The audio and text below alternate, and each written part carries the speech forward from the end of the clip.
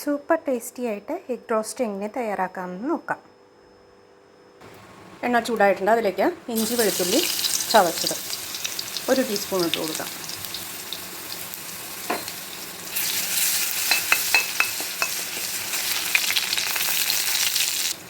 ഇതിലേക്ക് ക്രഷ് ചെയ്ത സവാള ഇട്ട് കൊടുക്കാം.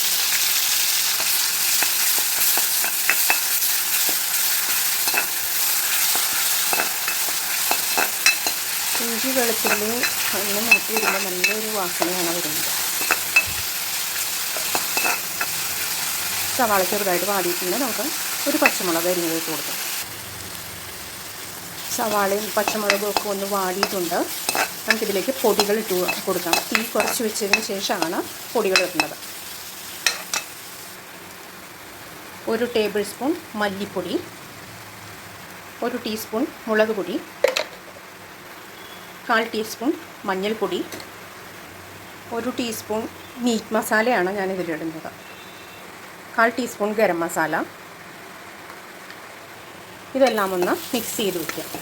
മിക്സ് ചെയ്തിട്ട് ജസ്റ്റ് ഒന്ന് ഇതിൻ്റെ പച്ചമണമൊക്കെ ഒന്ന് മാറിക്കഴിയുമ്പോൾ നമുക്ക് തക്കാളി, ഒരു മീഡിയം തക്കാളി മിക്സിയിൽ ഒന്ന് അരച്ചെടുത്തത് ഇതിൽ ഒഴിച്ച് കൊടുക്കാം.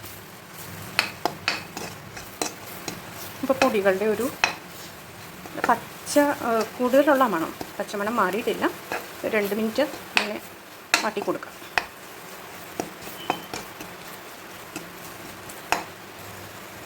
ഇപ്പോൾ നെയ്യ് തെളിഞ്ഞ് വരുന്നുണ്ട്, എണ്ണ പുറത്തേക്ക് കക്കി വരുന്നുണ്ട്. ഈ സമയത്ത് നമുക്ക് തക്കാളി അരച്ചത് ഒഴിച്ച് കൊടുക്കാം.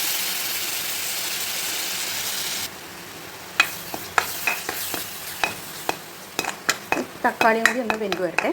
അപ്പോൾ എണ്ണ ശരിക്കും തെളിഞ്ഞ് വരും.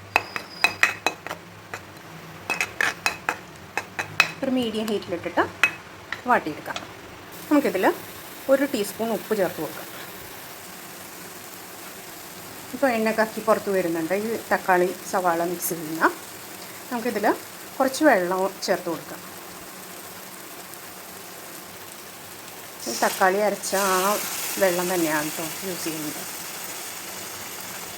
ഇതിലേക്ക് 1 ടേബിൾ സ്പൂൺ തൈര് ഒഴിച്ച് കൊടുക്കാം.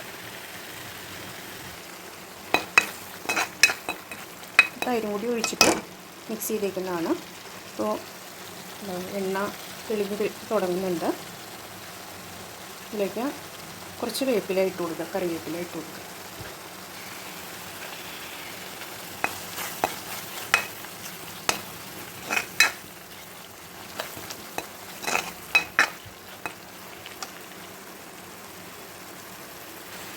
ഞാനിതിൽ പുഴുങ്ങിയ മുട്ടയാണ് ഇട്ട് കൊടുക്കുന്നത്.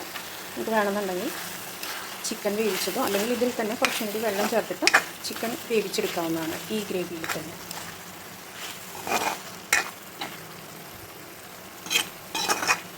അപ്പോൾ എഗ് മസാല റെഡി ആയിട്ടുണ്ട്. ഇത് നമുക്ക് റൈസിൻ്റെ ഒപ്പം അല്ലെങ്കിൽ വേണമെന്നുണ്ടെങ്കിൽ ചപ്പാത്തിയുടെ ഒപ്പം ഒക്കെ കഴിക്കാവുന്നതാണ്.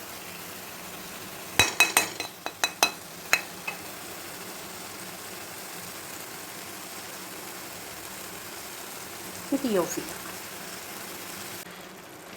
ഈ എഗ് റോസ്റ്റിൻ്റെ കൂടെ കുറച്ച് സവാള വറുത്തത് ഉണ്ടെന്നുണ്ടെങ്കിൽ ചേർക്കുക. ഇപ്പോൾ ഞാൻ ബിരിയാണി റൈസിന് വേണ്ടിയിട്ട് സവാള വറുത്ത് വെച്ചിരിക്കുന്നതുകൊണ്ട് കുറച്ച് ചേർക്കുന്നുണ്ട്.